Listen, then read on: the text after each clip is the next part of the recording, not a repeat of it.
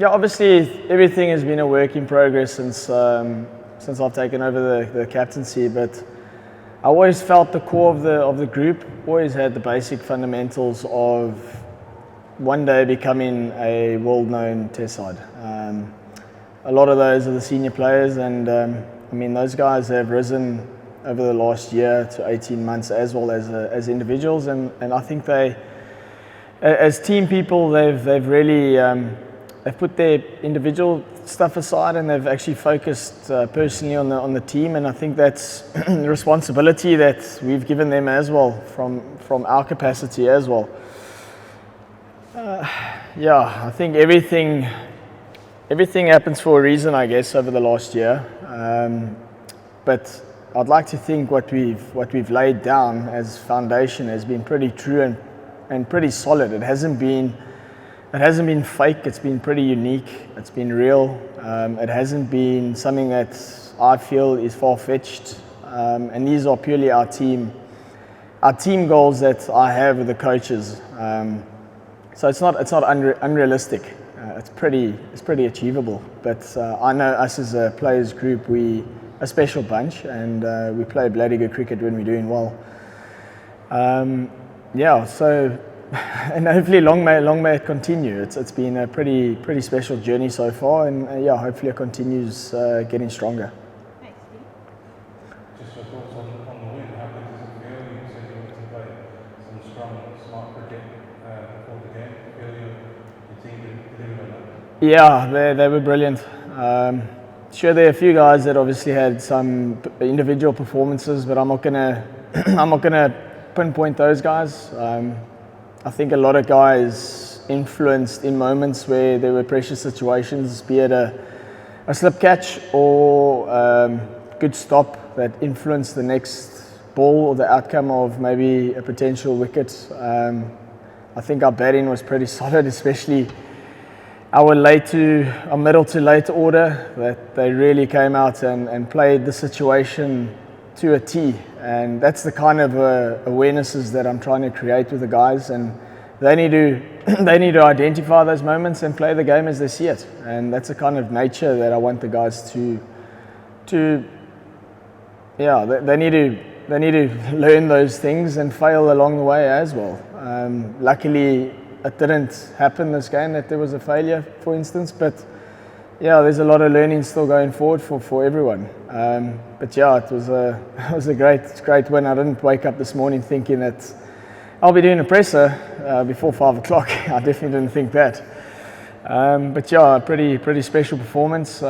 Squad performance. We haven't left a stone unturned so far, and yeah, hopefully we don't go into a comfort zone now. And well, I'm definitely not going to make us go into a comfort zone, because I know what complacency can do in international sports. So yeah, hopefully we enjoy it. We need to enjoy these moments. We did it at a really unique place as well. It's sold out Lords on a Friday. It's pretty big, and it's special for a lot of guys that haven't experienced that before. So yeah, we need to enjoy the next 2 days and then focus on the next test.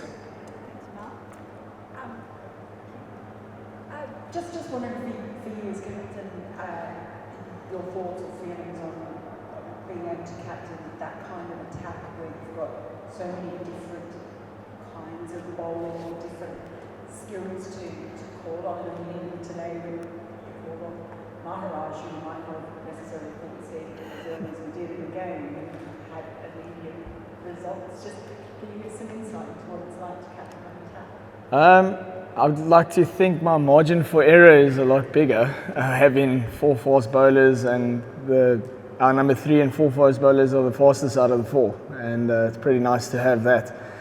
But again, you still have to have pretty sound game plans going into that. The bowlers need to know their roles as well.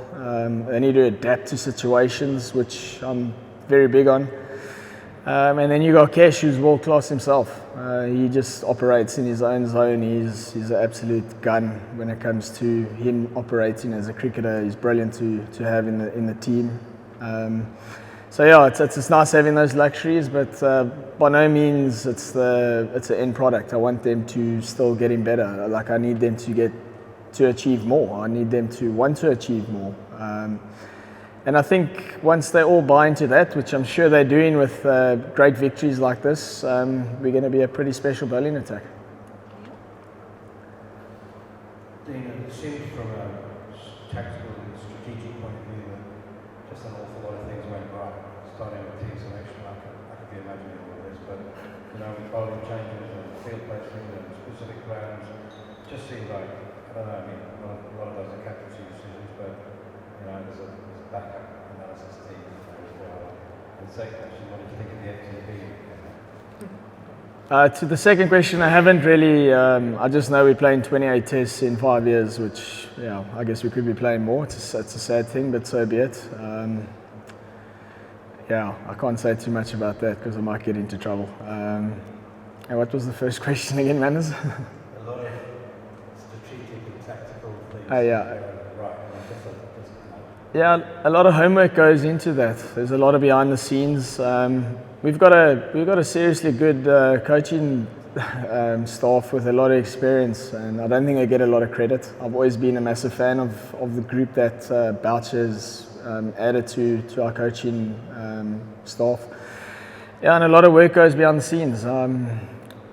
And a lot of info gets past my side, and it's up to me if I want to use it or not.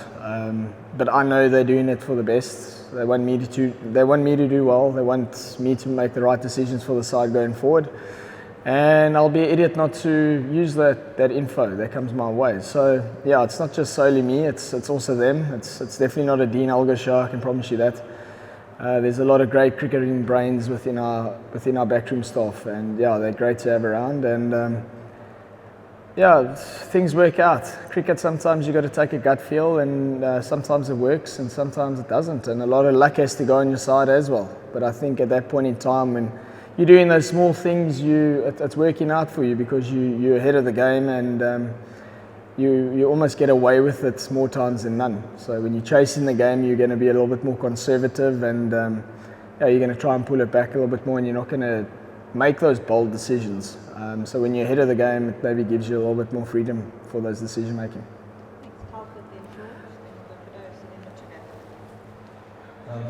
The conditions on the first day, I'm sure were a major influence in your decision to bowl first.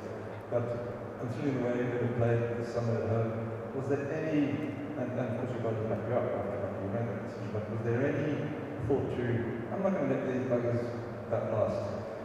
Did you think of that at all? No, that was firmly playing our game. What they've done in the summer, it hasn't influenced my trail of thought.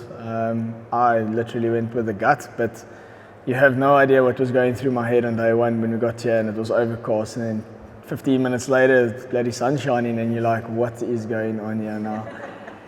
And I went with my gut. Our strength is our bowling, and I thought the best conditions for bowling was on day one, and KG really brought it. That's why he's Kagiso Rabada. He's an absolute machine when it comes to rising to the occasion for big matches. And he put his hand up and he took the bull by the horns, and he ran with it, and he was brilliant and kind of made my decision a lot easier. I'm more a pro bat first captain. I like putting runs on the board first. I think it's important, but sometimes you got to go horses for courses, and you got to respect the conditions that are in front of you and where you're playing as well. So everything was saying ball first, but I was still looking to bat first. But having chats with the guys behind the scenes, the coaches and that, I think they swayed my decision to bowl first, and it paid off, luckily. But the conditions were pretty brilliant for bowling. Thanks, George. Lots of the team haven't had the opportunity to play a huge amount of red ball cricket, but you seem to come into the test and being perfectly well prepared and fast bowls are fantastic straight away.